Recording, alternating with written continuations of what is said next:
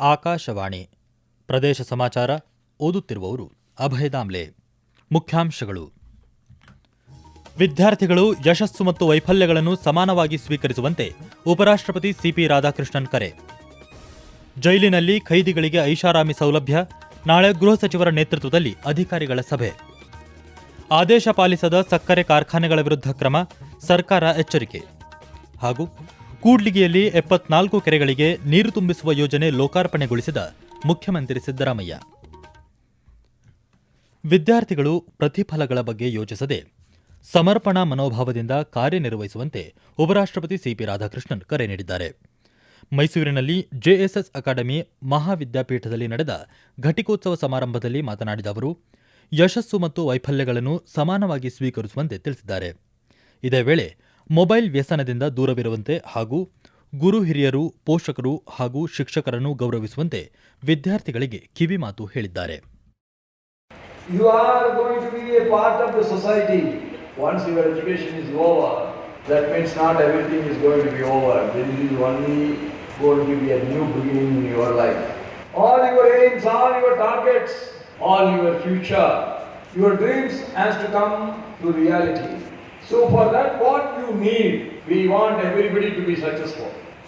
You have to fix your target and at a convenient speed of you should move towards the target. Never ever compare your speed with the others. ಇದೇ ವೇಳೆ ಮಾತನಾಡಿದ ರಾಜ್ಯಪಾಲ ಥಾವರ್ ಚಂದ್ ಗೆಹ್ಲೋಟ್, ಕರ್ನಾಟಕ ಶಿಕ್ಷಣ, ಮಾಹಿತಿ ತಂತ್ರಜ್ಞಾನ ಕ್ಷೇತ್ರದಲ್ಲಿ ದೇಶದ ಅಗ್ರಗಣ್ಯ ರಾಜ್ಯವಾಗಿದೆ ಎಂದು ಶ್ಲಾಘಿಸಿದರು. कर्नाटक राज्य शिक्षा, सूचना एवं प्रौद्योगिकी के क्षेत्र में देश का अग्रणी राज्य है. यहाँ अनेक विश्व स्तरीय अनुसंधान केंद्र एवं शिक्षा संस्थान है, जिनमें जेएसएस के संस्थान भी है, जो मैसूर एवं बेंगलुरु को देश का एजुकेशन बनाने में महत्वपूर्ण योगदान दे रहे हैं. परम पूज्य जगत गुरु श्री शिवरात्रि राजेंद्र महास्वामी जी समाज में असमानता, गरीबी और अशिक्षा की समस्याओं को दूर करने के लिए अनेकों सकारात्मक कदम उठाए और जेएसएस विद्यापीठ महाविद्यापीठ की स्थापना की. ಸುತ್ತೂರು ಮಠದ ಶಿವರಾತ್ರಿ ದೇಶಿಕೇಂದ್ರ ಮಹಾಸ್ವಾಮೀಜಿ ಗಣೇಶನ ವಿಗ್ರಹ ನೀಡಿ ಉಪರಾಷ್ಟ್ರಪತಿಗಳನ್ನು ಗೌರವಿಸಿದರು. ಸಮಾರಂಭದಲ್ಲಿ ಸುಪ್ರೀಂ ಕೋರ್ಟ್ ನಿವೃತ್ತ ನ್ಯಾಯಮೂರ್ತಿ ಶಿವರಾಜ್ ಬಿ ಪಾಟೀಲ್ ಉಪಸ್ಥಿತರಿದ್ದರು. ಪರಪ್ಪನ ಅಗ್ರಹಾರ ಜೈಲಿನಲ್ಲಿ ಖೈದಿಗಳಿಗೆ ರಾಜಾತಿಥ್ಯ ನೀಡಿದ ಅಧಿಕಾರಿಗಳನ್ನು ಅಮಾನತು ಮಾಡಲಾಗುವುದು ಎಂದು ಗೃಹ ಸಚಿವ ಡಾ ಜಿ ಪರಮೇಶ್ವರ್ ತಿಳಿಸಿದ್ದಾರೆ. ಬೆಂಗಳೂರಿನಲ್ಲಿಂದು ಸುದ್ದಿಗಾರರೊಂದಿಗೆ ಮಾತನಾಡಿದ ಅವರು, ಕಾರಾಗೃಹ ಎಡಿಜಿಪಿ ಬಿ ದಯಾನಂದ್ ರಜೆಯಲ್ಲಿದ್ದರೂ ಅವರ ಜೊತೆ ತಪ್ಪಿತಸ್ಥರನ್ನು ಅಮಾನತುಗೊಳಿಸುವಂತೆ ಚರ್ಚಿಸಲಾಗಿದೆ ಎಂದು ತಿಳಿಸಿದ್ದಾರೆ. ನಟ ದರ್ಶನ್ ದಿಂಬಿಗಾಗಿ ನ್ಯಾಯಾಲಯಕ್ಕೆ ಹೋಗಿದ್ದಾರೆ, ಆದರೆ ಇವರ ಕೈಗೆ ಫೋನ್ ಸಿಗುತ್ತೆ ಎಂದರೆ ಇದನ್ನು ಸಹಿಸಲು ಸಾಧ್ಯವಿಲ್ಲ ಎಂದು ಎಚ್ಚರಿಕೆ ನೀಡಿದ್ದಾರೆ. ಶೀಘ್ರವೇ ಪೊಲೀಸ್ ಅಧಿಕಾರಿಗಳ ಸಭೆ ಕರೆದು ಸೂಕ್ತ ಕ್ರಮ ಕೈಗೊಳ್ಳಲಾಗುವುದು ಎಂದು ಅವರು ತಿಳಿಸಿದ್ದಾರೆ. ಪರಪ್ಪನ ಅಗ್ರಹಾರದಲ್ಲಿ ಕೈದಿಗಳಿಗೆ ಐಷಾರಾಮಿ ಸವಲತ್ತುಗಳು ದೊರಕುತ್ತಿರುವ ಬಗ್ಗೆ ಮುಖ್ಯಮಂತ್ರಿ ಸಿದ್ದರಾಮಯ್ಯ ಅಧಿಕಾರಿಗಳ ವಿರುದ್ಧ ಅಸಮಾಧಾನ ವ್ಯಕ್ತಪಡಿಸಿದ್ದಾರೆ. ದಾವಣಗೆರೆಯಲ್ಲಿ ಸುದ್ದಿಗಾರರೊಂದಿಗೆ ಮಾತನಾಡಿದ ಅವರು, ನಾಳೆ ಈ ಕುರಿತಂತೆ ಗೃಹ ಸಚಿವ ಡಾ ಜಿ ಪರಮೇಶ್ವರ್ ಸಭೆ ಕರೆದಿದ್ದಾರೆ. ತಪ್ಪಿತಸ್ಥರ ವಿರುದ್ಧ ಗಂಭೀರ ಕ್ರಮ ಕೈಗೊಳ್ಳಲಾಗುವುದು ಎಂದು ಎಚ್ಚರಿಕೆ ನೀಡಿದ್ದಾರೆ. ತಾಲೂಕು ಮತ್ತು ಜಿಲ್ಲಾ ಪಂಚಾಯತ್ ಚುನಾವಣೆ ವಿಚಾರ ನ್ಯಾಯಾಲಯದಲ್ಲಿದೆ. ನ್ಯಾಯಾಲಯದ ಆದೇಶದ ಮೇರೆಗೆ ಚುನಾವಣೆ ನಡೆಸಲಾಗುವುದು ಎಂದು ಅವರು ತಿಳಿಸಿದ್ದಾರೆ. ಸಕ್ಕರೆ ಕಾರ್ಖಾನೆ ಮಾಲೀಕರು ಸರ್ಕಾರದ ತೀರ್ಮಾನದ ಬಗ್ಗೆ ವಿರೋಧ ವ್ಯಕ್ತಪಡಿಸಿರುವ ಬಗ್ಗೆ ಮಾತನಾಡಿ, ಅವರ ಸಮ್ಮುಖದಲ್ಲಿಯೇ ಈ ಬಗ್ಗೆ ತೀರ್ಮಾನ ಮಾಡಲಾಗಿದೆ. ಆದೇಶ ಪಾಲಿಸದ ಸಕ್ಕರೆ ಕಾರ್ಖಾನೆ ಮಾಲೀಕರ ಮೇಲೆ ಕ್ರಮ ಕೈಗೊಳ್ಳಲಾಗುವುದು ಎಂದು ಎಚ್ಚರಿಕೆ ನೀಡಿದ್ದಾರೆ. ತೆಲಂಗಾಣದಲ್ಲಿ ನಡೆದ ವಿಶೇಷ ಕಾರ್ಯಾಚರಣೆಯಲ್ಲಿ ತೆಲಂಗಾಣ ಸೈಬರ್ ಭದ್ರತಾ ವಿಭಾಗ 81 ಸೈಬರ್ ವಂಚಕರನ್ನು ಬಂಧಿಸಿದೆ. ಮಹಾರಾಷ್ಟ್ರ, ಕರ್ನಾಟಕ, ಕೇರಳ, ತಮಿಳುನಾಡಿನಲ್ಲಿ 25 ದಿನಗಳ ಕಾಲ ಸಂಘಟಿತ ವಿಶೇಷ ಕಾರ್ಯಾಚರಣೆ ನಡೆಸಿ ಬಂಧಿಸಲಾಗಿದೆ. ಕರ್ನಾಟಕದಿಂದ 13 ಮಂದಿಯನ್ನು ಬಂಧಿಸಲಾಗಿದೆ ಎಂದು ತೆಲಂಗಾಣ ಸೈಬರ್ ಭದ್ರತಾ ವಿಭಾಗದ ನಿರ್ದೇಶಕಿ ಶಿಖಾ ಗೋಯಲ್ ತಿಳಿಸಿದ್ದಾರೆ. ಬಂಧಿತರಲ್ಲಿ 3 ಬ್ಯಾಂಕ್ ಉದ್ಯೋಗಿಗಳು ಸೇರಿದ್ದಾರೆ. ಈಗಾಗಲೇ ತನಿಖಾಧಿಕಾರಿಗಳು ಆರೋಪಿಗಳಿಗೆ ಸಂಬಂಧಿಸಿದ ಬ್ಯಾಂಕ್ ಖಾತೆಗಳನ್ನು ಸ್ಥಗಿತಗೊಳಿಸಿದ್ದಾರೆ. ಪ್ರದೇಶ ಸಮಾಚಾರ ಕೇಳುತ್ತಿದ್ದೀರಿ.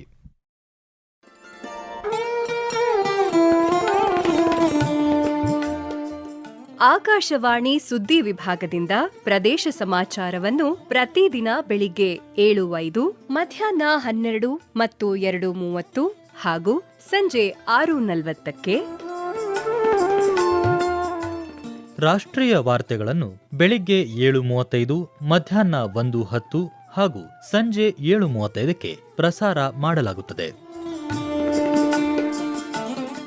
ಈ ಎಲ್ಲಾ ವಾರ್ತೆಗಳನ್ನು ನಮ್ಮ ಯೂಟ್ಯೂಬ್ ಖಾತೆ ಆಕಾಶವಾಣಿ ನ್ಯೂಸ್ ಕನ್ನಡ, ಫೇಸ್ಬುಕ್ ಖಾತೆ ಆಕಾಶವಾಣಿ ವಾರ್ತೆ ಕನ್ನಡ ಇದರಲ್ಲಿ ಆಲಿಸಬಹುದು.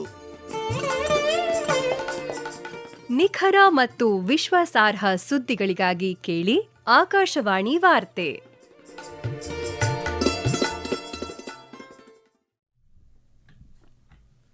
ಒಂದು 1,70,000 ಜನರಿಗೆ ಕುಡಿಯುವ ನೀರು ಒದಗಿಸುವ ಜೊತೆಗೆ ಕೂಡ್ಲಿಗಿಯ ಅಂತರ್ಜಲ ವೃದ್ಧಿಗೆ ಶ್ರಮಿಸಿದ ಶಾಸಕ ಶ್ರೀನಿವಾಸ್ ಅವರನ್ನು ಮುಖ್ಯಮಂತ್ರಿ ಸಿದ್ದರಾಮಯ್ಯ ಶ್ಲಾಘಿಸಿದ್ದಾರೆ. ಕೂಡ್ಲಿಗಿಯಲ್ಲಿಂದು 74 ಕೆರೆಗಳಿಗೆ ನೀರು ತುಂಬಿಸುವ ಯೋಜನೆ ಉದ್ಘಾಟಿಸಿ ಹಾಗೂ ಹಲವು ಅಭಿವೃದ್ಧಿ ಕಾರ್ಯಕ್ರಮಗಳಿಗೆ ಶಂಕುಸ್ಥಾಪನೆ ನೆರವೇರಿಸಿ ಮಾತನಾಡಿದ ಅವರು, ಕೆರೆ ನೀರು ತುಂಬಿಸುವ ಈ ಯೋಜನೆ ರೈತರಿಗೆ ಅತ್ಯಂತ ಉಪಯುಕ್ತವಾಗಿದೆ ಎಂದು ತಿಳಿಸಿದ್ದಾರೆ. ರಾಜ್ಯದ ಜನರ ಮನೆ ಬಾಗಿಲಿಗೆ ಪ್ರತಿ ತಿಂಗಳು ಸರ್ಕಾರದ ಗ್ಯಾರಂಟಿಗಳು ತಲುಪುತ್ತಿವೆ ಎಂದು ಅವರು ಹೇಳಿದ್ದಾರೆ. ರೈತರು ಚಳವಳಿ ಮಾಡ್ತಾ ಇದ್ದಾರೆ. ನಾನು ರೈತರೆಲ್ಲ ಶುಗರ್ ಫ್ಯಾಕ್ಟರಿಯವರೆಲ್ಲ ಕರೆದೆ, ಮೀಟಿಂಗ್ ಮಾಡಿ 1 ಟನ್ ಕಬ್ಬಿಗೆ 3,300 ರೂಪಾಯಿ.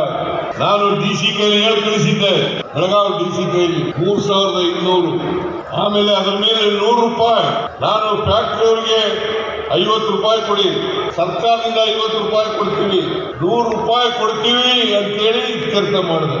ಪಾಪ ರೈತರೆಲ್ಲ ಖುಷಿಯಾಗಿದ್ದಾರೆ. ಇದೇ ವೇಳೆ ಕೇಂದ್ರ ಸರ್ಕಾರ ಕಬ್ಬು ಬೆಳೆಗಾರರಿಗೆ ಅನ್ಯಾಯ ಮಾಡಿದೆ ಎಂದು ದೂರಿದ್ದಾರೆ. ಎಫ್ಆರ್ಪಿ ಮತ್ತು ಎಂಎಸ್ಪಿ ಎರಡನ್ನೂ ನಿಗದಿ ಮಾಡುವುದು ಕೇಂದ್ರ ಸರ್ಕಾರ, ಆದರೆ ಬಿಜೆಪಿ ರಾಜ್ಯಾಧ್ಯಕ್ಷ ವಿಜಯೇಂದ್ರ ಇದನ್ನು ಮರೆಮಾಚಿ ಬೆಳಗಾವಿಗೆ ತೆರಳಿ ಪ್ರತಿಭಟನೆಯ ನಾಟಕ ಮಾಡುತ್ತಿದ್ದಾರೆ ಎಂದು ವ್ಯಂಗ್ಯವಾಡಿದ್ದಾರೆ. ಆರ್ಎಸ್ಎಸ್ ಸಮಸ್ಯೆಗಳನ್ನು ಬೆಂಬಲಿಸುತ್ತದೆ ಹೊರತು ಪಕ್ಷಗಳನ್ನಲ್ಲ ಎಂದು ಆರ್ಎಸ್ಎಸ್ ಸಂಚಾಲಕ ಮೋಹನ್ ಭಾಗವತ್ ತಿಳಿಸಿದ್ದಾರೆ. ಬೆಂಗಳೂರಿನಲ್ಲಿ ನಡೆದ ಉಪನ್ಯಾಸ ಕಾರ್ಯಕ್ರಮದಲ್ಲಿ ಮಾತನಾಡಿದ ಅವರು, ಸಂಘವು ರಾಷ್ಟ್ರದ ಹಿತಾಸಕ್ತಿಗಳನ್ನು ಪೂರೈಸುವ ನೀತಿಗಳ ಹಿಂದೆ ದೃಢವಾಗಿ ನಿಂತಿದೆ ಎಂದು ಪ್ರತಿಪಾದಿಸಿದ್ದಾರೆ. ರಾಮಮಂದಿರ ಚಳುವಳಿಯನ್ನು ಬೆಂಬಲಿಸಿದ್ದರೆ ಕಾಂಗ್ರೆಸ್ ಪಕ್ಷವನ್ನು ಬೆಂಬಲಿಸುತ್ತಿದ್ದೆವು ಎಂದು ಹೇಳಿದ್ದಾರೆ. ಯಾವುದೇ ರಾಜಕೀಯ ಪಕ್ಷದೊಂದಿಗೆ ಹೊಂದಾಣಿಕೆ ಮಾಡಿಕೊಳ್ಳುವ ಪ್ರಶ್ನೆಯೇ ಇಲ್ಲ ಎಂದು ಸ್ಪಷ್ಟಪಡಿಸಿದ್ದಾರೆ. ಇದೇ ವೇಳೆ ಸಂಘದ ಸಿದ್ಧಾಂತವನ್ನು ಒಪ್ಪಿಕೊಂಡರೆ ಎಲ್ಲ ಧರ್ಮದವರಿಗೆ ಸ್ವಾಗತ ಎಂದು ತಿಳಿಸಿದ್ದಾರೆ.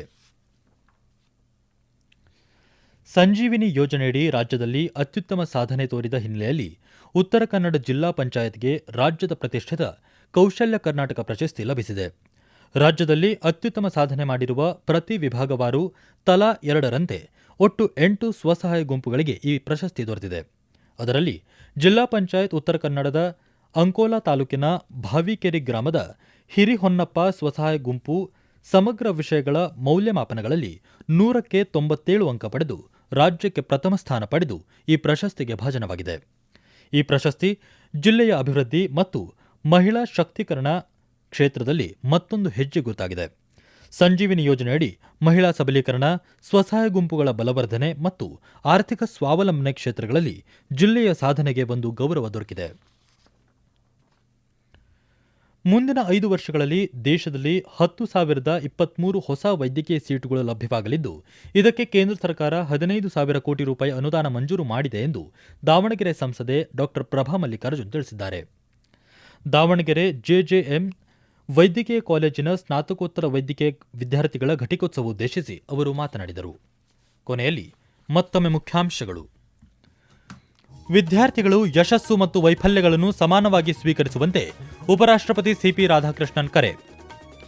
ಜೈಲಿನಲ್ಲಿ ಖೈದಿಗಳಿಗೆ ಐಷಾರಾಮಿ ಸೌಲಭ್ಯ, ನಾಳೆ ಗೃಹ ಸಚಿವರ ನೇತೃತ್ವದಲ್ಲಿ ಅಧಿಕಾರಿಗಳ ಸಭೆ. ಆದೇಶ ಪಾಲಿಸದ ಸಕ್ಕರೆ ಕಾರ್ಖಾನೆಗಳ ವಿರುದ್ಧ ಕ್ರಮ, ಸರ್ಕಾರ ಎಚ್ಚರಿಕೆ. ಹಾಗೂ ಕೂಡ್ಲಿಗಿಯಲ್ಲಿ 74 ಕೆರೆಗಳಿಗೆ ನೀರು ತುಂಬಿಸುವ ಯೋಜನೆ ಲೋಕಾರ್ಪಣೆಗೊಳಿಸಿದ ಮುಖ್ಯಮಂತ್ರಿ ಸಿದ್ದರಾಮಯ್ಯ. ಇಲ್ಲಿಗೆ ಪ್ರದೇಶ ಸಮಾಚಾರ ಮುಗಿಯಿತು. ನಮ್ಮ ಮುಂದಿನ ವಾರ್ತಾ ಪ್ರಸಾರ 7:35 ನಿಮಿಷಕ್ಕೆ.